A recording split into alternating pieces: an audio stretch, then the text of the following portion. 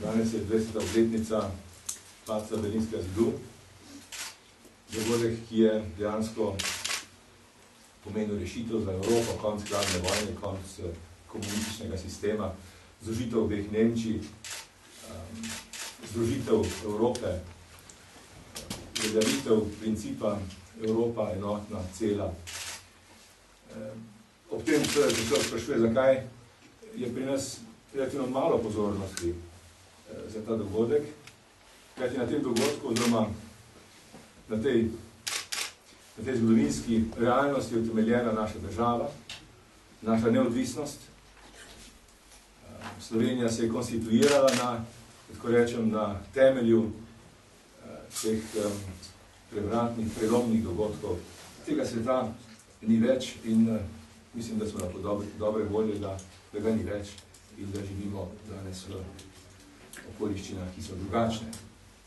Moj namen oziroma naloga, tudi vam rad predstavil še kolega Ranta, ki je skupaj z mano v vodstvu tega našega strokovnega odbora oziroma odbora za zunanje politiko in evropske zadeve pri SDS. Naša naloga, najna naloga, najprej moja naloga je, da rečem nekaj besed o delu ministra za zunanje zadeve v preteklem obdobju, se pravi v času med lanskim novembrom in današnjim dnevom. MZZ se je v tem času, se mi zdi, trudilo, vendar seveda ni bilo vedno uspešno, kar je mogoče obžalovati. Tu mislim predvsem na nekatere zadeve, ki so se začele z imenovanjem veleposlanikov. Potem so se seveda dogajale še druge težave v slovenski zunanji politiki. Stvar, ki bi jo rad s tem v zvezi omenil, je tako imenovani pritisk Združenih držav Amerike oziroma Evropske unije glede sporazuma Pahor-Kosovo oziroma sporazuma med Slovenijo in Hrvaško, da ne bo nobenega nesporazuma. Mislim, da je sporazum potreben, mislim, da bi bilo dobro, ko bi prišli do dobrega sporazuma. Bojim se, da je bilo ministrstvo za zunanje zadeve izrabljeno za nekakšen quick fix diplomacijo, zbralo neko hitro rešitev, ki je pomanjkljiva. Ne bom razlagal, zakaj, ker to dobro veste. Ampak, kot rečeno, rad bi povedal par besed o teh takvanih pritiskih. Nekateri med vami se boste spomnili neke zadeve iz leta 2008, iz začetka leta 2008, ko so srbski in slovenski časopisi objavili tako imenovano washingtonsko depešo.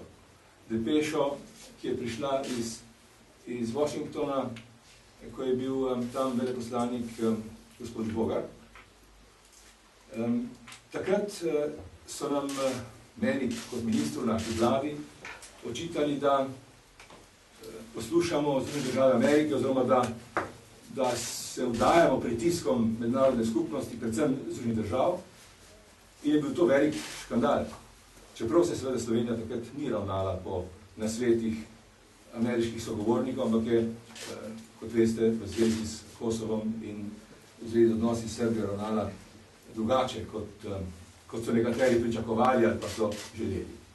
Zdaj, ko je Slovenija dejansko ravnala tako, kot so nam, da tako rečem, povedali od zunaj, pa seveda ni nobenega škandala in nobenega problema.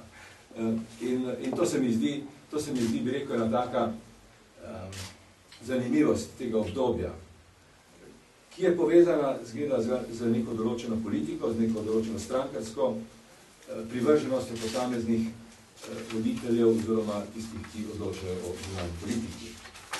No, mogoče samo še dve besedi o zakonu o zunanjih zadevah. Ta bo, kot jaz razumem, po daljših teh porodnih bolečinah prišel v parlament in bodo poslanci o njem odločali. Ta zakon v primerjavi s tistim, ki smo ga sprejeli v času prejšnje vlade, na pobudo celo ene od strank, ki je danes na oblasti, Ta zakon prinaša nekatere povečane pristojnosti predsednika republike na področju zunanjih zadev oziroma na področju imenovanja veleposlanikov, kar je po mojem prepričanju, pa ne samo po mojem, v nasprotju z ustavo. In seveda vrača v zakon oziroma zakonodajo vrača nagrajevanje veleposlanikov oziroma nagrajevanje politično primernih diplomatov ali pa nediplomatov ali pa strankarskih ljudi ali pa kogarkoli že, nagrajevanje teh ljudi z veleposlaniškimi mesti.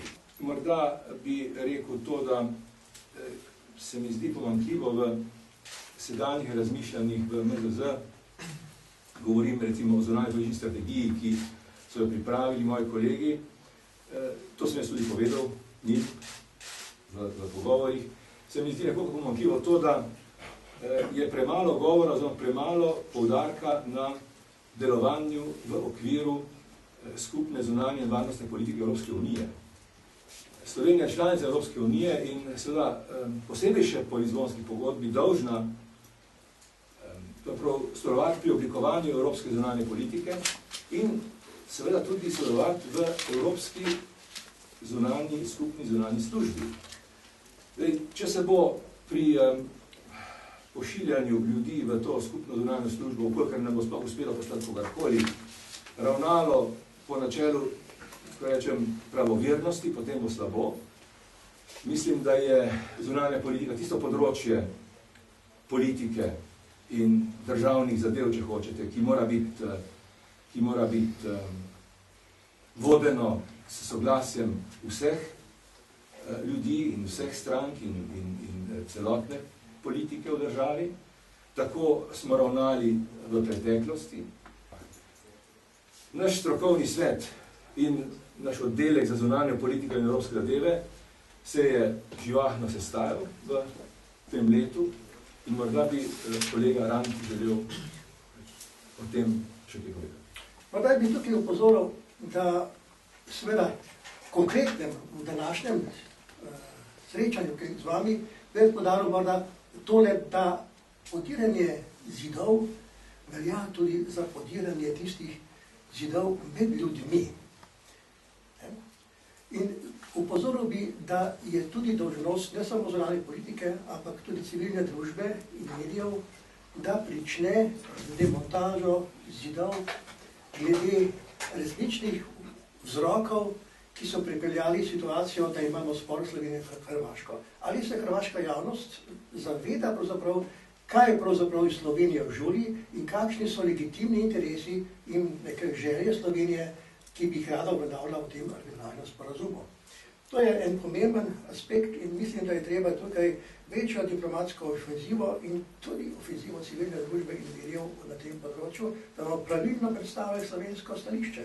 Kaj se mi zdi, da tudi v evropskih okvirih mi premalo govorimo o tem, kaj Slovenija pravzaprav zasleduje in imamo vtis, da smo nekje preglasovali ali pa pretihi.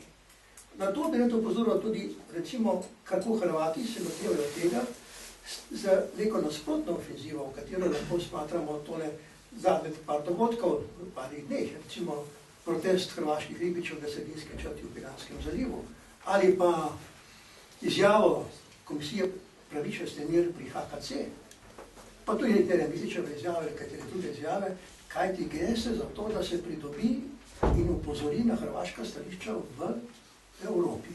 Mi moramo na tem področju pač odgovoriti tudi s potrebno neko svojo strategijo in predstaviti naše zahteve. Torej, toliko o tej stvari.